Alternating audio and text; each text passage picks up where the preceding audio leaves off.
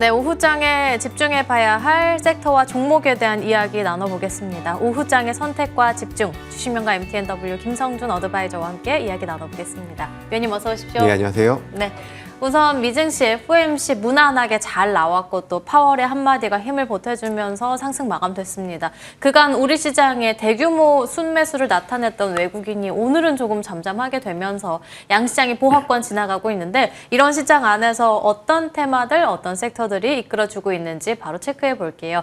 먼저 첫 번째로는 화장품 볼 수 있겠습니다. K뷰티 글로벌 진출 속도 기대감 있고요. 장 초반 대비해서도 급속도로 올라오면서 몇몇 종목들 VI 발동되기도 했는데 외국인이 실리콘투를 가장 많이 담아가고 있고요. 기관도 두 번째로 많이 담아가고 있습니다. 이렇게 수급 이동이 소비주로 옮겨붙고 있는데 어제는 음식료 강했고 오늘은 또 화장품이 강하고 그렇다면 우리가 이제 이쪽으로 눈을 좀 돌려볼 때일까요?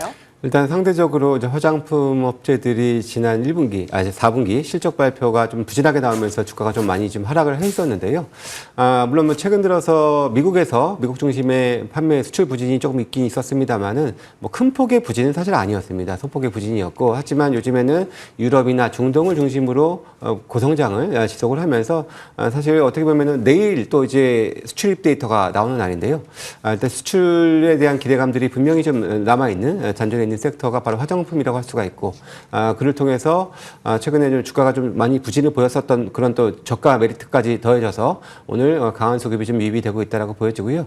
단기적으로도 뭐 중국은 회복이 진행되고 있겠습니다만은 중국 이외의 지역들 오히려 뭐 유럽 그리고 동남아시아 지역 이런 쪽에서의 또 이제 기대감들이 충분히 좀 있는 부분들이고 그에 따라서 1분기 실적도 지난 4분기 대비도 좀 긍정적으로 기대할 수 있는 부분들이 있기 때문에 저도 뭐 주가적인 매력은 충분히 여전히 남아있는 그런 섹터라고 좀 볼 수가 있고 오늘 뭐 실리콘들을 중심으로 전반이 다 상승세를 보여주고 있는데요. 굴고른 강세가 조금 더 이어지지 않을까라고 기대를 해봅니다. 내일 수출입 데이터에 대한 기대감도 여전히 남아있고 뭐 중국을 필두로 해서 유럽 쪽, 아시아, 고성장에 대한 기대감 지속될 수 있다 언급해 주셨습니다. 두 번째 넘어갈게요. 이번엔 2차 전지 볼 수 있겠습니다. 간밤에 테슬라 반등 나왔고 10년물 국채금리도 하락했고요. 무엇보다도 SK온이 닛산의 15조 원 규모의 배터리 공급 소식을 내놨는데 그렇다면 이제는 바닥을 다진 건지 아니면 사실 장 초반 대비해서도 이쪽 섹터가 힘이 조금 빠진 만큼 우리가 여전히 조심해 봐야 할 섹터인 건지 궁금합니다. 사실 어제도 저희가 2차 전지 말씀을 드리면서 단가도 소폭이지만 반등을 했고 수출량도 양극재 중심으로 10%대 늘어났다라는 말씀을 드렸었는데요. 올해 들어서 전체 1월 달에 글로벌 자동차 판매량이 경기 부진 여파로 5%대 감소를 했습니다. 하지만 순수 전기차 쪽은 유럽 쪽에 그런 환경 규제의 영향 그런 중심으로 해서 19.6% 지금 증가를 하는 모습 보여주고 있어서 전기차 쪽에 대한 그런 판매량 증가 역시 2차 전지의 업황 회복에 대한 기대감들은 충분히 좀 가지고 있다라고 좀 할 수가 있겠고요. 물론 여기가 완전한 바닥이다라고 할 수 없겠습니다만은 최소한 이제는 뭐 지하실로 갈 그런 걱정은 하지 않아도 되지 않을까라는 좀 생각은 드는 그런 구간이라고 할 수가 있겠고요. 충분히 좀 주가 좀 내려 있는 만큼 이제는 그래도 부정보다는 긍정적인 그런 가능성을 놓고 좀 더 저가 매수의 기회를 활용해 보는 것이 좋은 그런 섹터라고 할 수가 있겠습니다. 여전히 저가 매수에 대한 기회들 활용해 볼 수 있는 섹터다 언급해 주셨고요. 다음 종목으로 넘어가 보겠습니다. 이번 섹터는 AI. 이번에 퓨리오사 1조 딜이 나왔고 정부가 퓨리오사 AI와 미국 빅테크 메타 간의 M&A 거래를 심사를 하고 있는데 이 이슈가 구체적으로는 우선은 정말 직접적인 창투사에 영향을 미치게 되고 그래서 관련한 종목들 위원님의 공략주였던 종목은 잠시 뒤에 점검 받아볼 거고요. 영향을 가했고 전반적인 AI까지도 우리가 좀 기대해 볼 만한 이슈일까요? 예, 뭐 기본적으로 뭐 요즘에도 뭐 하루가 멀다고 AI 인프라 투자 확대 소식이 나오고 있고 방금 전에 말씀하셨던 메타의 필요사 AI 역시도 역시 그 인프라 투자의 하나의 일환이라고 볼 수가 있는 부분들이기 때문에 그러한 그 현상들은 당분간 뭐 지속될 수밖에 없는 것이고요. 근데 오늘도 또 엔비디아와 TSMC의 또 협력 소식 계속해서 이거 상위 업체 간의 이런 협력을 통해서 또 새로운 기술의 발굴에 대한 노력들을 지속하고 있다는 측면을 본다면은 그래도 보면 업황 전반에서는 뭐 충분히 좀 더 긍정적으로 볼 수가 있는 그런 상황이라고 할 수가 있는데요.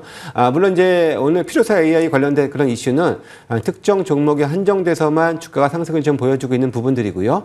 하지만 이제 오늘은 전체적으로는 다소 조금 조정을 좀 받고 있습니다. 아무래도 또 엔비디아 GTC에 대한 기대감들이 다소 조금 이제 둔화되면서 또 일부에 좀 조정은 나오고 있습니다만은 하지만 뭐 큰 그림에서의 이런 투자 확대는 지속이 되고 있다는 측면들, 지금 또 이제 가격 반등 또한 진행이 되고 있다는 차원에서 본다면은 긴 조정보다도 잠깐의 지금 눌림목 정도의 흐름으로 볼 수가 있어서 이번 이런 이쪽 AI 섹터는 뭐 계속해서 올 한 해를 주도할 수 있는 그런 섹터로서 꾸준한 관심이 필요한 영역이다라고 말씀을 드리겠습니다. 그렇다면 이 시간에 위원님께서 미리 공략주로 꼽아주셨던 DSC 인베스트먼트가 오늘 시간 외에서부터 강하더니 장중에도 또 16%가량 급등했고 신고가 경신 나왔거든요. 이미 상승률도 단기간에 23% 나온 만큼 이 정도 이슈에 이 정도 주가 상승률이면 세로는 어떨까요?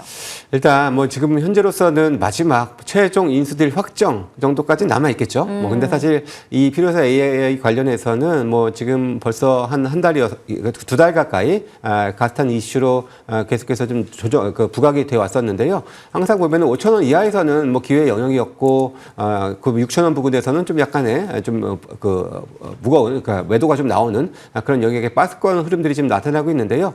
물론 이제 한번 최종 딜까지의 그런 흐름은 남아 있겠고 현재 시가총액 1,500억 수준인데 그래도 뭐 1,000억 이상의 자금 회수를 할 수 있다라는 차원에서 본다면 상당히 좀 긍정적인 이슈긴 하겠습니다만은 이것이 또 단발성일 수도 있겠고요. 물론 이제 향후에 이런 벤처 캐피탈 이런 투자 지원 확대 뭐 정부 이런 것들이 나올 그런 가능성은 충분히 있는 환경이긴 하지만 아무래도 이것이 가장 큰 딜이었기 때문에 어떻게 보면 좀 일정 수준 뉴스의 일정 수준은 좀 이제 수익도 확보하는 전략을 좀 펼쳐야 되지 않을까라고 저는 말씀을 드리겠습니다. 최종 딜이 남은 상황은 긍정적으로 바라보고 있고 하지만 좀 단발성으로 나올 수 있기도 하기 때문에 이 시점에서는 어느 정도 수익은 실현하는 게 좋겠다라는 관점에서 조심스럽게 이야기해 주셨으니까 참고해 보도록 하겠습니다. 그렇다면 오늘 시장에서 이만큼 좋은 종목 또 공략주 있을까요? 예, 일단 기본적으로 화장품 쪽이 조금 추가적인 반등 기대감들을 좀 가지고 있습니다. 앞서 말씀드렸던 수출에 대한 기대감들이 있는데요.